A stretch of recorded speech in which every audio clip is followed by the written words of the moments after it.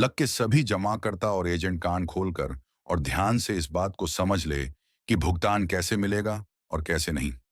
लग के जमाकर्ता और एजेंट आज के टाइम में इतना ज्यादा परेशान हैं कि उनकी समस्या इतनी ज्यादा हो गई है कि सरकार को भी बड़ा फैसला लेना पड़ सकता है।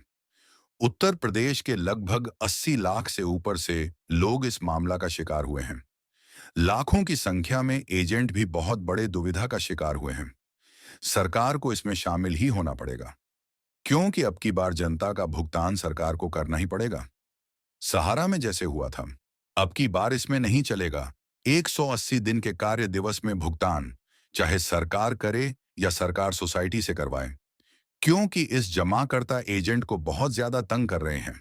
सरकार को वर्ष 2000 एक्ट के तहत भुगतान के दावे करवाए जा रहे हैं। इस बार मामला शांति रूप से नहीं, क्योंकि सबसे पहले एजेंट की जान की सुरक्षा और एजेंट की सुरक्षा कानून को करनी चाहिए, क्योंकि एजेंट को सबसे ज्यादा तंग किया जा रहा है। चाहे एजेंट किसी भी एरिया का क्यों ना हो, उसकी सुरक्षा की जिम्मेदारी सरकार को लेनी ही पड़ेगी। और ये जो कुछ घूसखोर पुलिस वाले इस टाइम पे सबसे ज्यादा अपने आप को सक्षम समझते हैं और एजेंट से जबरन धन वसूली करते हैं, इनको सबसे पहले रोका जाना चाहिए। मैं सभी एजेंट भाइयों से यही कहूंगा कि अगर कोई पुलिस वाला आपसे रिश्वत लेता है तो उसकी सबसे पहले वीडियो बनाएं और उसके खिलाफ आप मुकदमा दर्ज कीजिए। कोई भी पुलिस वाला संविधान के कानून से बड़ा नहीं है। इस देश में संविधान के कानून के हिसाब सब होता है। आपको हो सकता है कानून की इतनी जानकारी नहीं है, लेकिन जब आपके पास सबूत होगा तब तो इन पुलिस वालों की कालाबाजारी बंद होंगी। कुछ पुलिस वाले पर आपको उनका साथ देने के बजाय उनसे जबरन वसूली कर रहे हैं। अगर एजेंट ही नहीं रहेगा तो आपका भुगतान कैसे हो पाएगा?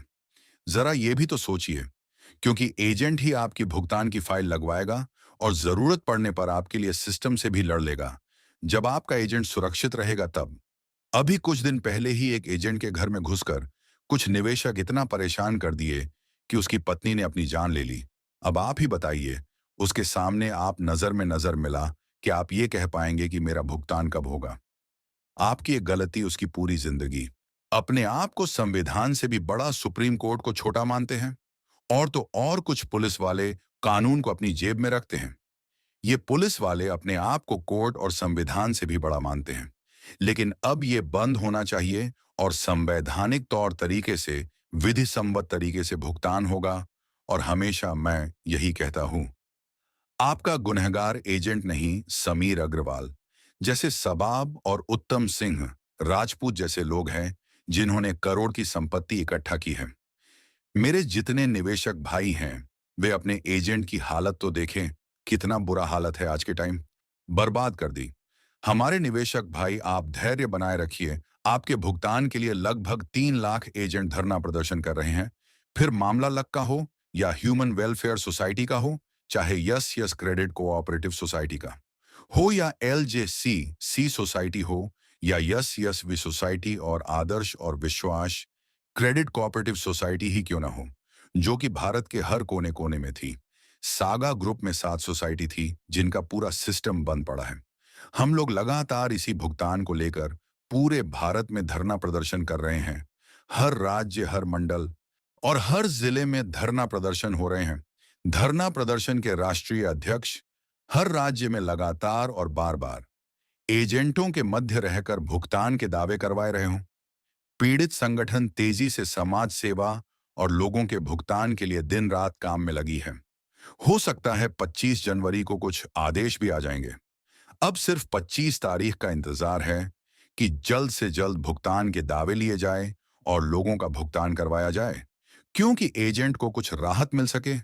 लगातार धरना प्रदर्शन के वजह से ही CRCS ने ही कहा है कि भुगतान का क्लेम हेड ऑफिस भेजकर पा सकते हैं। अगर आपका वहां से भेजा गया क्लेम लेटर वापस आ जाता है तो उसके 1 महीने बाद आप मैच्योरिटी के दावेदार हो जाएंगे।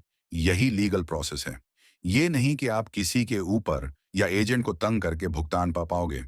इससे भुगतान तो मिलने से रहा। सभी जमाकर्ता और एजेंट 25 के बाद एक लेटर हेड ऑफिस को लिखकर भेज दें, जिससे कि भुगतान पाने के लाइन में आपका भी नाम आ सके।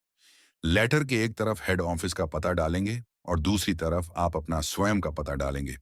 इससे ये फायदा होगा कि आपका लेटर हेड ऑफिस गाजियाबाद जाएगा और वह पे अगर हेड ऑफिस बंद पाया जाता है तो लेटर घूम के आपके पास आ जाएगा। इन राज्यों का भुगतान की जानकारी हर जिले के एजेंट और सुविधा केंद्र संचालकों को जरूर होना चाहिए, क्योंकि इसी तरह से भुगतान होगा। कुछ चैनल वाले 25 जनवरी को पैनल खुलने का दावा करते हैं। इस बात में कितनी सच्चाई है कितनी नहीं, ये तो वक्त आने पे पता चलेगा। लेकिन अभी तक की जानकारी के मुताबिक अभी किसी भी प्रकार की ऐसी जानकारी सामने नहीं आई है कि पैनल ओपन होता तो उसकी कुछ जानकारी तो सामने आ ही जाती, लेकिन उसके बारे में न तो किसी को जानकारी है और न ही किसी को पता है। आज सुबह ही मेरी इसके कुछ अचीवर से बात हुई है। उनसे मिली जानकारी के मुताबिक अभी तक न सिस्टम से कुछ अपडेट नहीं आया है और न उनसे किसी उनकी सीनियर की बात हुई है। कुछ दिन पहले ये अफवाह ये उठी थी कि सबाब का पीए जॉन, उसकी जानकारी मुंबई के एरिया में होने जानकारी मिली थी, लेकिन इस बात में कितना सच्चाई है किसी को नहीं पता है। रवि तिवारी को हिरासत में लेने के बाद भी कुछ खुलासा नहीं हुआ और न ही कुछ जानकारी सामने हासिल हुआ है। अब सिर्फ उम्मीद कोर्ट के फैसले पे है जो 25 जनवरी को होगी। अब जब फैसला मिलेगा वहीं से कुछ उम्मीद जागेगी, एजेंट को भी और निवेशकों को भी। निवेशक आज भी उम्मीद लगाए हैं सरकार के फैसले पर। सरकार को एजेंट और निवेशकों का साथ देना ही पड़ेगा। अब की बार पेमेंट को लेकर कितने एजेंट रोड पे आ चुके, उनका साथ सरकार को देना ही पड़ेगा। पूरे भारत के की निवेशक और एजेंटों को एक ही मांग करे कि अब की बार भुगतान का दावा करे सरकार। सरकार की निगरानी में काम हो रहा था। कृषि मंत्रालय ने भी स्वीकार किया और आईटीआई के तहत भी चेक किया गया। तो इसका सीधा संबंध सरकार के अंतर्गत ही था। और कई बार न्यूज में भी आता था कोऑपरेटिव सोसाइटी ही देश के विकास में मददगार है। कहाँ गया वो वादा और कहाँ गई बातें? बाद में सब यही कह दिया जाता है कि चिट फंड कंपनी है। अरे भाई, सभी लोग साफ शब्द में सुन लें कि चिट फंड और क्रेडिट कोऑपरेटिव सोसाइटी में बहुत फर्क होता है। लेकिन इसमें कहाँ फर्क दिखने वाला है? सभी सिस्टम के अंदर वाले हम लोगों को बेवकूफ बना रहे हैं और हम बन रहे हैं। ये सबसे पहले हम लोगों को लालच के चक्कर में फंसा लेते, फिर लीगल डॉक्यूमेंट दिखाकर आसानी से बेवकूफ भी बना लेते। लेकिन अब की पूरे भारत से करोड़ लोग इस टाइम ठगी से पीड़ित लोग को कुछ दिलासा दिलाने की जिम्मेदारी सरकार की होनी चाहिए। और आगे से एक ही मांग की ऐसी स्थिति में फिर दोबारा कोई की क्रेडिट सोसाइटी को समाज में न लाया जाए और जितने भी सोसाइटी चल रहे हैं उनका लाइसेंस रद्द करना चाहिए। अगर आज उनका लाइसेंस रद्द नहीं किया जाएगा तो वो लोग भविष्य में लोगों के साथ फ्रॉड कर ही देंगे, जिससे कि आम जनता का जमा किया धन फिर नुकसान होगा। सरकार को इसके विरुद्ध कठोर कदम उठाने ही चाहिए, क्योंकि आज अगर कदम नहीं उठाया गया तो आने वाले टाइम फिर बड़े रकम का खामियाजा भुगतना ही पड़ेगा।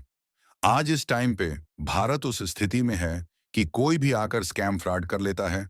सिर्फ कुछ लापरवाही की वजह से इसमें सरकार का तो सिर्फ छोटा सा नुकसान होता, लेकिन आम जनता की पूरी कमाई ही चली जाती है।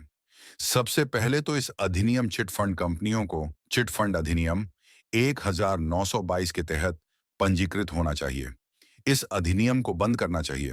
इसी का फायदा ये चोर लोग उठा लेते हैं और एक छोटे स्तर से शुरू करके बड़े स्तर तक ले जाते हैं, और जब रकम अरब खरब तक पहुंच जाता है रुपया लेकर फरार। वाह रे जमाना, तेरा क्या कहना?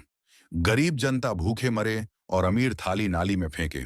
अंतिम में यही निवेदन सरकार और कोर्ट से करना चाहूंगा कि जल्द ही भुगतान की प्रक्रिया चालू करें, नहीं तो पता नहीं कितने बेकसूर एजेंट को दिक्कत का सामना करना पड़ेगा। आए दिन एजेंटों को धमकी भरे कॉल आते रहते हैं।